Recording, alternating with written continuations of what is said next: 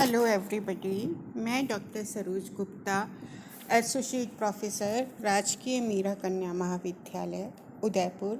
आज आपको तृतीय वर्ष कला के प्रश्न पत्र पश्चिमी संसार के टॉपिक फ्रांस की क्रांति के बारे में बतलाऊंगी। इसके पहले मैं आपको फ्रांस की क्रांति के पूर्व का इतिहास, जैसे कि लुई 16वां, रानी अंतवानीत, तुर्गों के सुधार कार्य, नेकर का कार्यकाल, कैलोन के कार्य इत्यादि के बारे में मैं आपसे चर्चा कर चुकी हूँ।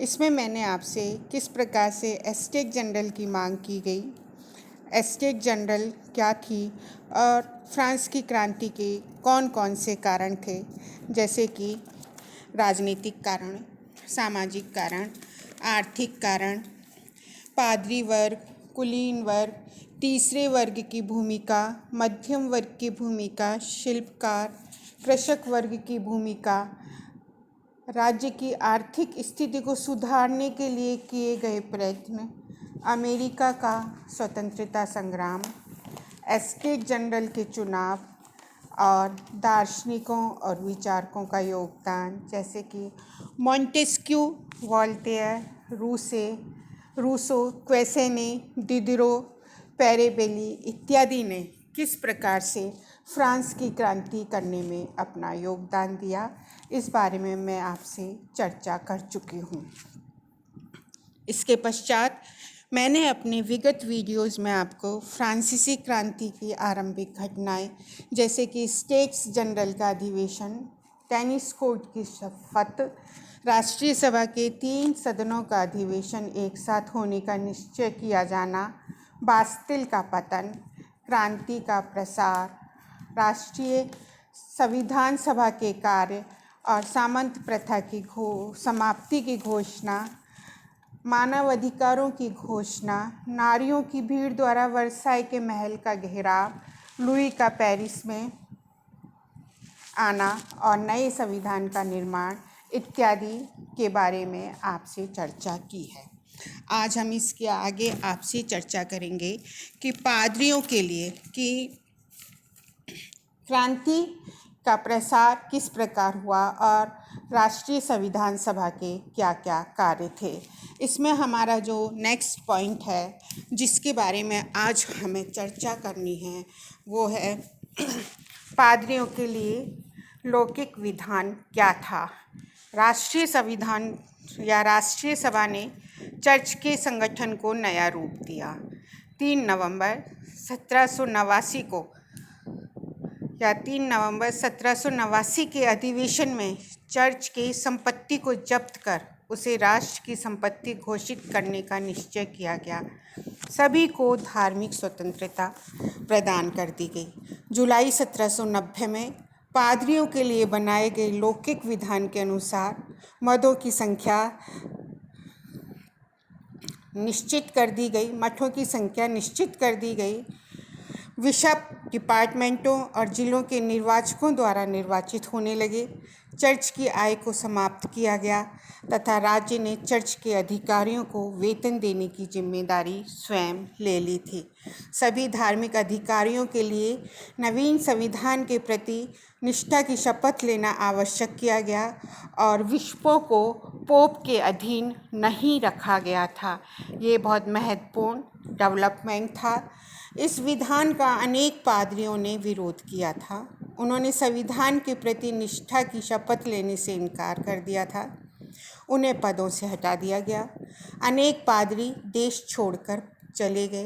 पोप ने भी इस चीज़ का विरोध किया था और इसके बाद वह क्रांति का शत्रु बन गया। इसके पश्चात हम देखेंगे कि आर्थिक सुधार क्या थे जो कि राष्ट्रीय सभा के द्वारा किए गए। राष्ट्रीय सभा में काफ़ी वाद विवाद के बाद चर्च की संपत्ति का राष्ट्रीयकरण किया गया था। चर्च की भूमि को बेचने से जो धन प्राप्त हुआ उसके आधार पर असाइनेट जारी किए गए। ये एक प्रकार के बॉन्ड थे जिन पर 5% ब्याज दिया जाता था।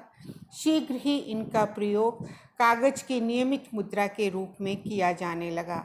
धीरे धीरे इनको काफ़ी संख्या में छापा गया, जिससे मुद्रा के मूल्य में काफ़ी कमी आ गई थी।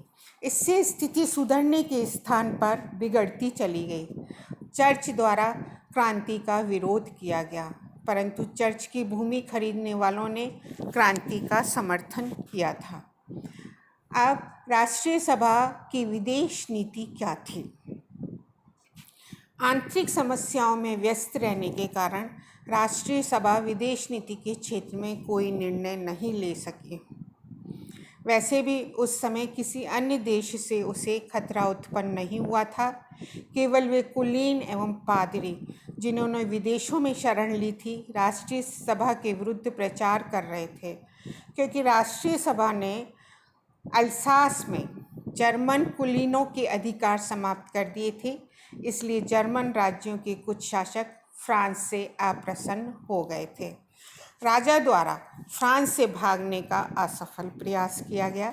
यद्यपि संविधान सभा ने राजतंत्र का विरोध नहीं किया था, किंतु राजा, रानी और उनका परिवार उस स्थिति को सहन करने के लिए तैयार नहीं था, जो कि राष्ट्रीय सभा ने उनके लिए पैदा की थी। कुछ सामंत व पादरी भी उन्हें भड़का रहे थे। दिसंबर 1790 से लुई फ्रांस से पलायन करने की योजना बनाने लगा। 20 जून 1791 या 1791 को राजा एक नौकर और मैरी एंटोनेट एक रूसी महिला के वेश में तुइलरी के महल से भाग निकले। वे ऑस्ट्रिया जाना चाहते थे, परंतु फ्रांस की सीमा से 20 मील पहले ही उन्हें पकड़ लिया गया। उन्हें वापस पेरिस लौटना पड़ा।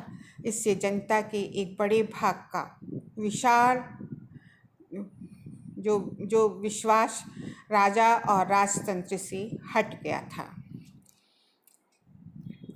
राष्ट्रीय सभा की उपलब्धियां क्या थे? अब हम इसका मूल्यांकन करेंगे।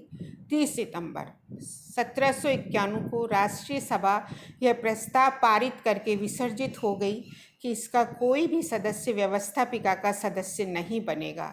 यद्यपि सभा के अनेक कार्यों, जैसे संविधान में साधारण लोगों अर्थात निष्क्रिय लोगों की श्रेणी बनाए जाना, लौकिक विधान द्वारा पादरियों व रोम से शत्रुता मोल लेना तथा अपने सदस्यों को व्यवस्थापिका का सदस्य न बनने का प्रावधान पारित करना की आलोचना की जाती है, किंतु यह मानना पड़ेगा कि उस समय पुरातन व्यवस्था का आमूलचूल विरोध करना कोई आसान काम नहीं था। इसके अतिरिक्त राष्ट्रीय सभा के सदस्यों में अनुभव कम और उत्साह अधिक था। एक इतिहासकार हुए हैं H.G. वेल्स। तो H.G. वेल्स के अनुसार इस सभा का बहुत सा कार्य रचनात्मक और चिरस्थायी प्रकृति का था, किंतु बहुत सा कार्य प्रायोगिक था और अस्थायी सिद्ध हुआ है। इसके महत्वपूर्ण कार्यों में प्रमुख हैं सामंतवादी व्यवस्था का अंत, मानवाधिकारों की घोषणा, संविधान का निर्माण, राजा की निरंकुशता पर अंकुश तथा दोषपूर्ण क्षेत्रीय विभाजन को समाप्त करके सरल और प्रभावशाली इकाइयां स्थापित करना। कैटलबी ने उसके कार्यों की प्रशंसा करते हुए लिखा है कि उसने प्रतिरक्षा की प्रारंभिक कार्रवाई की थी और कूड़ा करकट को साफ कर दिया था। उसने फ्रांस को एकता प्रदान की थी और नई राजनीतिक संगठन में लोकतंत्र के लिए स्मारक खड़ा कर दिया था, किंतु राजनीतिक एवं आर्थिक समस्याओं को सुलझाने में राष्ट्रीय सभा असफल रही। इसका परिणाम अराजकता का फैलना था। राष्ट्रीय सभा के विसर्जन होने के बाद रॉबस्पियर ने कहा था कि क्रांति समाप्त हो गई है, किंतु यह धारणा निराधार सिद्ध हुई। वास्तविक क्रांति का सूत्रपात राष्ट्रीय सभा के बाद हुआ। Thank you very much.